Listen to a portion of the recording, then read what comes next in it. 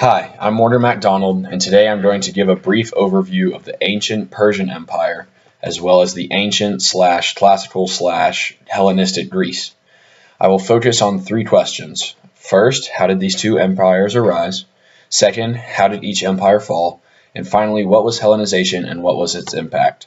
My answers to these questions are based on information from John Green's 5th Crash Course World History video, the 4th chapter of The Earth and Its Peoples 5th edition, and notes taken from Miss Mahoney's AP World History class.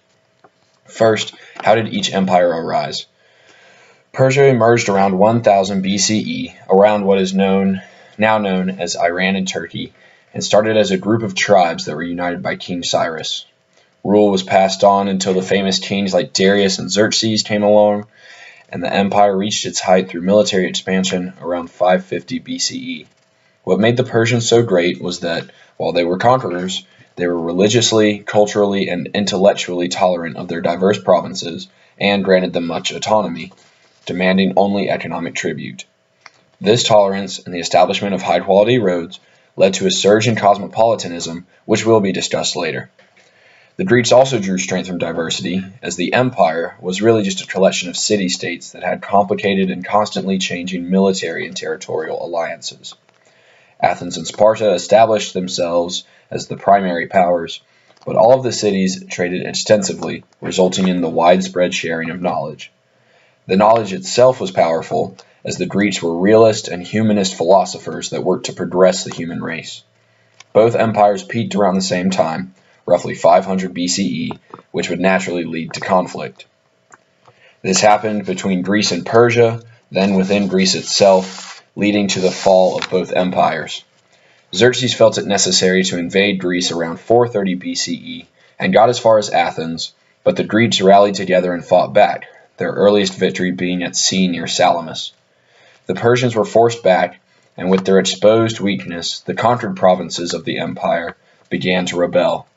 This continued for a century, while the Greeks fought amongst each other in the Peloponnesian War. After 27 years of fierce bloodshed, Athens and Sparta were exhausted, but in the meantime, King Philip of Macedonia had been militarizing his nation. Philip was assassinated, but his 20-year-old son, Alexander, stepped up and began conquering. Alexander swept the war-weary and weakened Greeks and Persians, then continued through Egypt, all the way to India, and yet he continued the policy of tolerance and adopted foreign practices himself, therefore spreading cultural elements all throughout his massive empire. This topic will be continued momentarily. Ultimately, what ended the Greek and Persian empires were weakness through extended conflict and the conquests of Alexander the Great. To wrap this up, I'm going to explain Hellenization and the effects of the Greek and Persian empires. Hellenization was the spread of Greek culture throughout the Mediterranean world and Western Asia due to Alexander the Great's conquests, yet the cultural diffusion went both ways.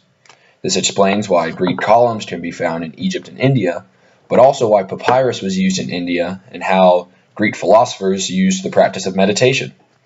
This was a time of cosmopolitanism, as mentioned before, or the widespread sharing of knowledge and cultural elements for maximum benefit. The Persians showed the significance of well-kept roads and were early proponents of both cultural tolerance of the conquered and monotheism. And as we all know, the Greeks were the foundation of Western society as we know it, with democracy, individualism, capitalism, and intellectualism. Thank you.